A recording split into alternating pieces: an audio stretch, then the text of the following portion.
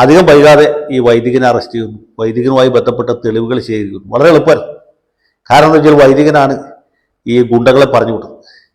അവർക്ക് ഒളിയിടം ഒരുക്കി കൊടുത്തതും വൈദികനാണ്, ഇവർക്ക് പേയ്മെൻറ്റ് നടത്തിയതും വൈദികനാണ്. ഇത്തരം കാര്യങ്ങൾ വെച്ച് നോക്കിയാൽ പിന്നെ വൈദികൻ്റെ ഇൻവോൾവ്മെൻറ്റ് വളരെ വളരെ ക്ലിയർ. അങ്ങനെ കുറ്റപത്രം കൊടുക്കുന്നു.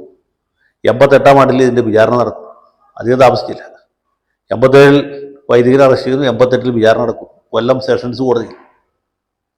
പ്രഗത്ഭനായ പുത്തൂർ ഗോപാലകൃഷ്ണനാണ് ഈ ഫാദർ ആന്റണി ലാസറിന് വേണ്ടി ഹാജരാവുന്നത്. അദ്ദേഹം 9-ാം പ്രതിയാണ്. പ്രഗത്ഭനായ special prosecutor K Kunhirama Menon, ഒരു ഇതിഹാസ തുല്യനായ മനുഷ്യനായിരുന്നു, ചെറിയ വക്കീലൊന്നുമല്ല. അതിഗംഭീരനായ പ്രോസിക്യൂട്ടർ കെ കുഞ്ഞിരാമ മേനോൻ പ്രോസിക്യൂഷൻ്റെ ഹാജരാവും. സാക്ഷികളെ വിസ്തരിക്കുന്നു. ഈ വൈദികൻ്റെ പങ്കാളിത്തം പകൽ പോലെ തെളിയും.